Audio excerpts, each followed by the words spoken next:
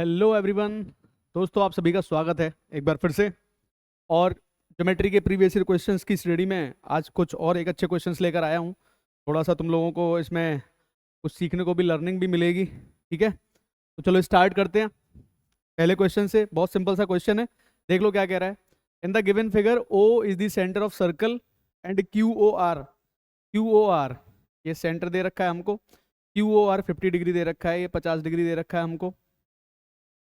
What is the value of R P Q? बताओ, R P Q की value पूछ रहा है आपसे। अब आप खुद बताओ मुझे। देखो भाई, ये भी रेडियस है, ये भी रेडियस है। ठीक है, अगर ये 50 है तो ये 130 डिग्री का हो जाएगा। 130 डिग्री का होते ही ये जो दो बचेंगे, ये 25-25 के हो जाएंगे दोनों। 25 डिग्री का ये हो जाएगा, 25 डिग्री का ये हो जाएगा, यानी कि are P Q. Extremely easy question, 25 degree. Extremely easy question, 25 degree हमारा आंसर आ जाएगा। बहुत आसान था। 50 है, ये 130 हो जाएगा, पूरा 180 बना देगा ये वाला। ठीक है, अगर ये रेडियस है तो भाई ये भी रेडियस होगी जो सर्कमफेरेंस को टच कर रही है दोनों, तो ये रेडियस हो गई अपनी। ठीक है, इसमें तो कुछ खास नहीं है, चलो बढ़ते हैं आगे। इन the given figure P Q बराबर पी एस, पी एस बराबर है, बराबर एस आर, ये बराबर दिए गए हैं। क्यू पी एस यानी कि ये 40 डिग्री दिया गया है। ठीक है, then what is the value of Q P R? देखो, इसकी वैल्यू पूछ रहा है आपसे, पूरे की टोटल, इस वाले की वैल्यू पूछ रहा है आपसे। ठीक है, तो अगर किसी भी ट्राइंगल की दो साइड्स बराबर हैं, वैसे भी तो मैं थोड़ा समझ लेना चाहिए इसको, दो साइड्स अगर बराबर रहती हैं तो करस्पॉन्डिंग एंगल भी दोनों के दोनों कैसे हो जाते हैं, उसके बराबर हो जाते हैं। मान लो कोई भी है, मैंने एक कोई ट्राइंगल ये ले लिया, तो अब ये दो साइड्स इसकी बराबर हैं। तो एक तो तरीका ये हो सकता है सोचने का, ये साइड बराबर है 40, तो ये वाली और ये वाली साइड का एंगल सेम आएगा। ठीक है, यहाँ बना देता हूँ मैं थोड़ा बड़ा इसको। ठीक है, कुछ इस तरीके से मैटर है। ये पी क्यू आर और ये एस। ठीक है, ये साइड और ये साइड बराबर दे रखी है, ये 40 डिग्री दे रखा है हमको। अब भाई ये दोनों साइड्स अगर बराबर हैं तो ये 40 डिग्री है, तो मुझे बताओ जरा, ये 140 के बचेंगे दोनों, तो ये 70 डिग्री हो जाएगा, ये 70 डिग्री हो जाएगा, ये 70 डिग्री हो जाएगा। अगर ये 70 हो जाएगा तो ये 110 डिग्री हो जाएगा, है ना। अब जरा इस ट्राइंगल में देख लो, पी एस आर के अंदर देख लो, ये दोनों भी साइड बराबर हैं। अगर ये 110 है तो 70-70 बचता है, तो ये 35 डिग्री का हो जाएगा, ये भी कितने डिग्री का हो जाएगा, 35 डिग्री का हो जाएगा। मुझसे क्या पूछा है, पूरा एंगल पी पूछा है ये वाला, तो 40 + 35 यानी कि 75 डिग्री का। तो ये हमारा कितना डिग्री आ जाएगा यहाँ पे, ऑप्शन नंबर सी, 75 डिग्री। ठीक है, प्रीवियस ईयर क्वेश्चन है इसलिए करवा दे रहा हूँ, बाकी कोई मुश्किल नहीं है, आसान आसान से क्वेश्चन से आप बहुत आसानी के साथ इनको कर सकते हो। ठीक है, देखो एक क्वेश्चन और ले लेते हैं। इन ए ट्राइंगल ए बी सी, कोई किसी सर्कल के अंदर इंस्क्राइब्ड है, सर्कल के अंदर बना हुआ है, AO is produced to meet the circle at K and AD perpendicular BC है, एंगल B 80 डिग्री है, एंगल C 64 डिग्री है, तो एंगल DA की क्या, DA के क्या हो? इस पर बेस्ड में कल भी लास्ट क्लास में भी मैंने एक प्रॉपर्टी तुम लोगों को समझाई थी, ये वही कुछ कहना चाह रहा है अगर आप थोड़ा समझोगे तो। देखो, ये हमारा एक हमने सर्कल ड्रॉ कर दिया यहाँ पे। ठीक है, एक ट्राइंगल ABC है, ट्राइंगल ABC है, इस तरीके से हमने प्रोड्यूस कर ABC बना दिया, ABC ट्राइंगल बना दिया इस सर्कल के अंदर। AO is produced to meet at the circle at K, तो यानी कि मान लो यहाँ कहीं सेंटर था तो ये K पर मिल गया। AD परपेंडिकुलर है BC पर, यानी कि AD परपेंडिकुलर ले लिया मैंने BC पर। ठीक है भाई, एंगल B 80 डिग्री है। ठीक है, एंगल C 64 डिग्री है।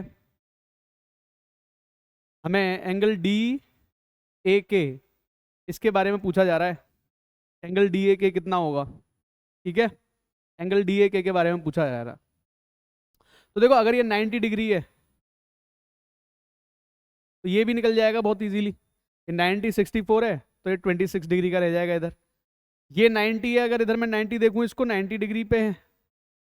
ठीक है, ये 90 डिग्री मान लो, ये 80, तो ये पूरा का पूरा 10 डिग्री आएगा।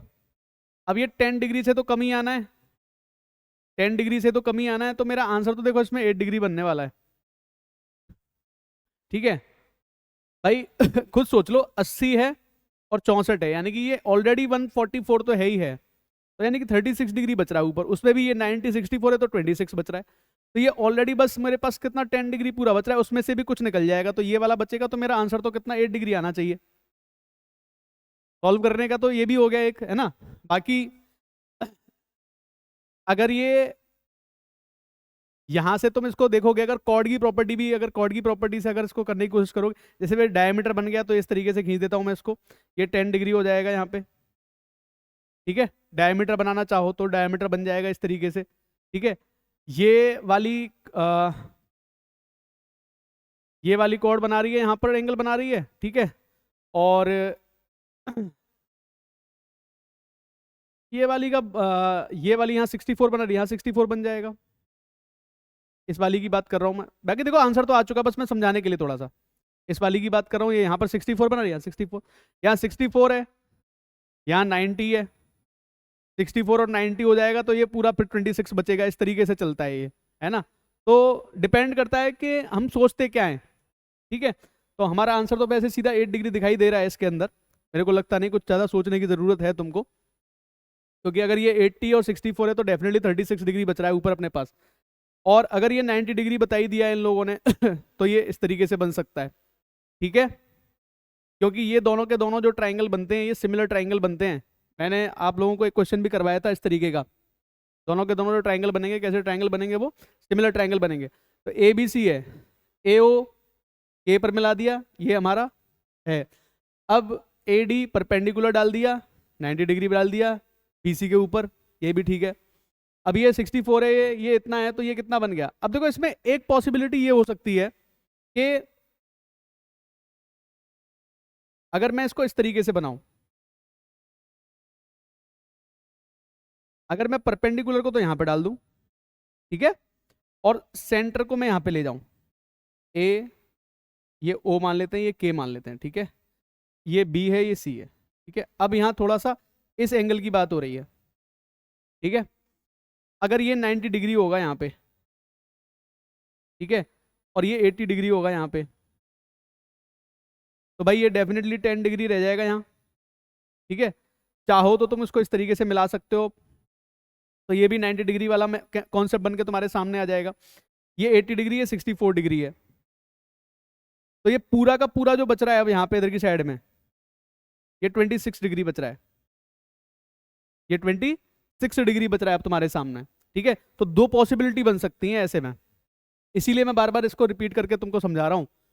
एक तो इस तरीके से बन सकती है, एक ऐसे भी बन सकती है। ठीक है ना, तो मुझे इस एंगल के बारे में बात करनी है, ये एंगल कितना होगा, तो ये मैं किस तरीके से सर्च कर सकता हूं। देखो, अगर तुमने इसको यहां पे मिला दिया, ठीक है, तो ये 80 है, ये 10 डिग्री हो जाएगा यहाँ पे। ठीक है, और इसके बारे में कोई आइडिया नहीं रहेगा। अगर मैं इसको ऐसे मिला दूं यहाँ पर, तो देखो 64 डिग्री है, तो यहाँ पर 26 डिग्री हो जाएगा, ये 26 डिग्री हो जाएगा।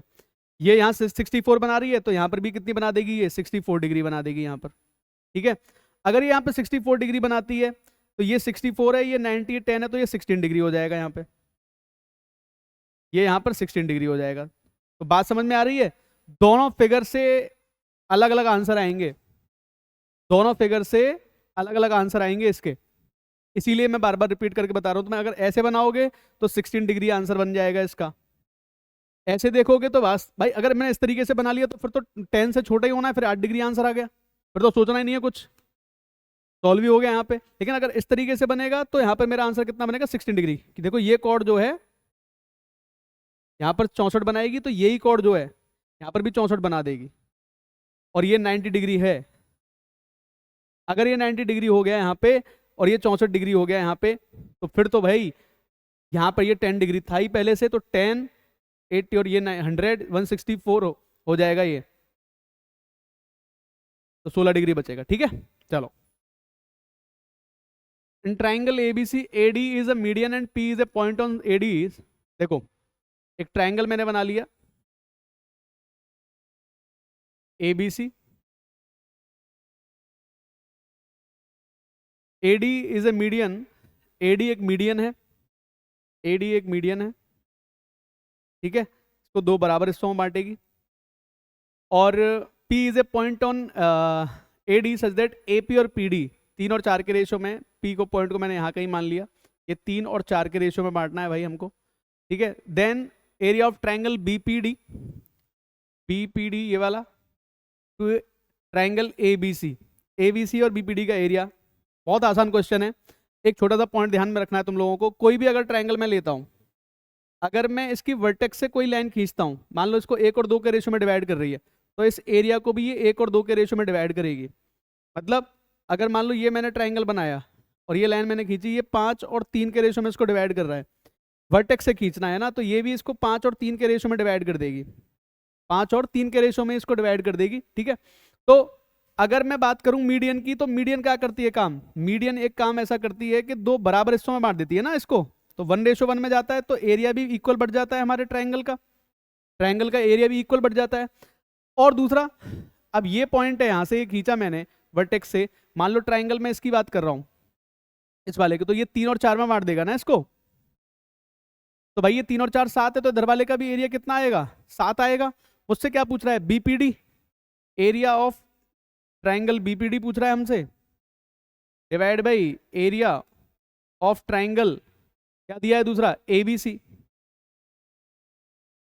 तो BPD का कितना है, BPD का कितना है, 4 है, और पूरे का कितना है, 7 और 7 14, यानी कि 2 और 7 के रेशो में बढ़ गया, 2:7 हमारा आंसर आ जाएगा। छोटी छोटी प्रॉपर्टीज लग रही हैं, आसान आसान प्रॉपर्टीज लग रही हैं, इनमें कोई खास मुश्किल नहीं होनी चाहिए आप लोगों को, ठीक है। बढ़ते हैं आगे। ये अच्छा क्वेश्चन है दोस्तों, ये काफी अच्छा क्वेश्चन है, देखो ध्यान से। In a triangle ABC, F and E are the points on sides AB and AC respectively such that FE जो है वो पैरेलल है BC के, ठीक है। FE जो है that is parallel to BC and FE divides the triangle in 2 equal parts, okay, 2 equal area वाले पार्ट में। AD परपेंडिकुलर है BC और AD intersects FE at G, then GD ratio AG बात बताना है तुम लोगों को, है ना, GD रेशियो AG बताना है। काफी प्रॉपर्टीज इसके अंदर लगी हुई हैं, ध्यान देना। देखो ट्राइंगल मैंने बना लिया ABC, ट्राइंगल हमने बना लिया ABC, ABC,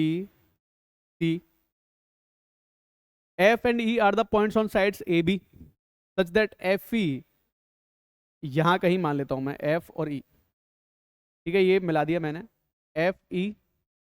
FE जो है that is parallel to BC, ये दे रखा है। देखो जैसे ही पैरेलल बना ना, बेस प्रोपोर्शनेट थ्योरम का कॉन्सेप्ट ध्यान रखना, BPT जो ये रेशो बनाएंगी साइड, वो ये रेशो ये बनाएगी, ठीक है ना, ये ध्यान रख लेना, मिड पॉइंट थ्योरम भी इसी पर आधारित होती है, MPT जो होती है। अब ये क्या कह रहा है, FE डिवाइड्स 2 इक्वल, जैसे इसका एरिया अगर 1 है तो इस वाले का एरिया भी 1 होगा, कहने का मतलब ये बराबर बराबर एरिया वालों में बांट दिया भाई, इसको बराबर बराबर एरिया वालों में बांट दिया इसको दो। AD BC पर लंब है, AD BC पर लंब है, परपेंडिकुलर है, ये इसको G पॉइंट पर काट रहा है, ये परपेंडिकुलर है भाई, परपेंडिकुलर का मतलब इसकी हाइट की बात हो गई है ना, समझ रहे हो ना इस चीज को, इसकी हाइट की बात हो गई। अब ये कह रहा है कि GD रेशियो AG बताना है आपको, GD रेशियो AG। अब देखो एक बात छोटी सी तुमको ये समझनी पड़ेगी, एरिया जो होता है ना, एरिया का मतलब क्या, जैसे मान लो मैं अगर ये कहता हूं, मैंने एक ट्रायंगल बनाया ABC और इसके पैरेलल एक लाइन खींच दी मैंने, FE मान लिया तो FE मान लेते हैं, ये पैरेलल लाइन खींच दी मैंने, तो ट्रायंगल AFE और ट्रायंगल ABC आपस में कैसे हो जाते हैं, सिमिलर ट्रायंगल हो जाते हैं, सिमिलर बन जाते हैं, क्योंकि ये दोनों में कॉमन होता है और ये एंगल दोनों के बराबर आ ही जाते हैं, तो तीनों एंगल बराबर हो जाते हैं। तो ये, तो जो AF का रेशो FB के साथ में हो सकता है, वही रेशो AE का EC के साथ में हो जाता है, और वही रेशो एफ ई का बी सी के साथ में, इस तरीके से ये चलता है, ठीक है। या फिर एक काम कर लेना, ये तो बेस प्रोपोर्शनेट हो गया, इसको ऐसे भी लिख सकते हो, जो ए एफ का रेशियो बनेगा ए बी के साथ में, वही रेशियो एफ ई का बन जाता है बी सी के साथ में, और वही रेशियो ए ई का बन जाता है ए सी के साथ में। तो ये भी प्रॉपर्टी काम में आ जाती है ना। अब देखो ध्यान से, अगर ये इसको दो बराबर बराबर एरिया वाले हिस्सों में बांटता है, दो बराबर बराबर एरिया वाले हिस्सों में बांटता है, तो मैंने मान लिया दोनों का एरिया दो दो मान लेता हूं, इसका एरिया भी मैंने दो मान लिया, इसका एरिया भी मैंने दो मान लिया, लेकिन मेरे पूरे के पूरे ट्राइंगल का एरिया बन गया 4। ट्राइंगल का एरिया कितना बन गया 4। याद रखना एरिया वाली बात अगर आ जाती है तो एरिया क्या होता है, स्क्वायर, साइड के स्क्वायर का रेशो होता है, ठीक है, साइड के स्क्वायर का रेशो होता है।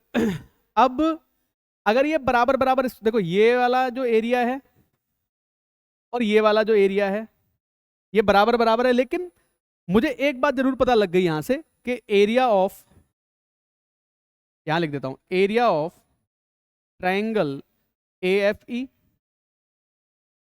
Divide by area of triangle A B C, ये मुझे पता लग गया ये 1/2 होगा, ठीक है। अच्छा ये मेरा 1/2 होगा, और आपको ये भी पता होना चाहिए कि अगर एरिया की बात हो रही है, area of triangle A F E और area of triangle A B C, तो ये जो हाइट है ना, ये हाइट पूरी, तो ये जो रेशो बनाएंगे ना भाई, ये वाला जो रेशो बनाएगा ये क्या बन रहा है मेरा 1/2 का रेशो बन रहा है, ठीक है। क्या किया जाए, नेक्स्ट पेज पे करूं या यहीं पे कर दूं, ये किसके बराबर आ जाएगा, A F upon F B का, ए बी का स्क्वायर भी इसको बोला जा सकता है, क्योंकि दोनों का स्क्वायर लेके चला जाता है यहाँ पे, ठीक है।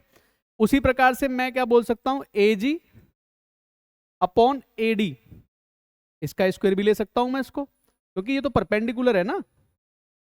बस यहीं पर तुमको थोड़ा सोचना है, बस यहीं पर तुमको थोड़ा सोचना पड़ेगा, इसी पॉइंट पर सोचना है। अब यहां से क्या होगा, 1/2 को हटा दूं तो 1/√2 की जो वैल्यू आएगी that is equal to A G upon G, A D जो है वो क्या है, ए जी प्लस जी डी है, क्या है, ए जी प्लस जी डी, इसको पलट देना, √2/1 की जो वैल्यू आएगी वो आ जाएगी ए जी प्लस जी डी अपॉन ए जी, यानी कि बेस प्रोपोर्शनेट थ्योरम लगेगी, यानी कि 1 प्लस जी डी अपॉन ए जी, ठीक है, 1 प्लस जी डी अपॉन ए जी, ये वैल्यू लगेगी। देखो ध्यान से अब थोड़ा सा, अगर इस पॉइंट को हम जब सॉल्व करेंगे तो हमें क्या मिलेगा, 1 इधर चला जाएगा, √2/1 - 1 की जो वैल्यू मिलेगी वो हमें जी डी अपॉन ए जी मिल जाएगी, और मुझे जी डी अपॉन ए जी चाहिए, तो यानी कि बी ऑप्शन हमारा सही हो जाएगा, ठीक है।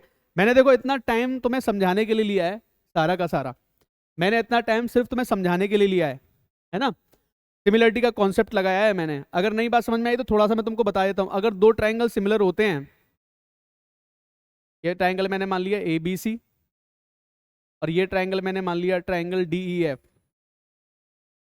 अगर ये दोनों ट्राइंगल सिमिलर हैं तो याद रखना जो area of triangle A B C और area of triangle D E F, ये हमेशा इनकी साइड के जो रेशियो होंगे ना उसके स्क्वायर के बराबर होता है, A B upon D E का स्क्वायर,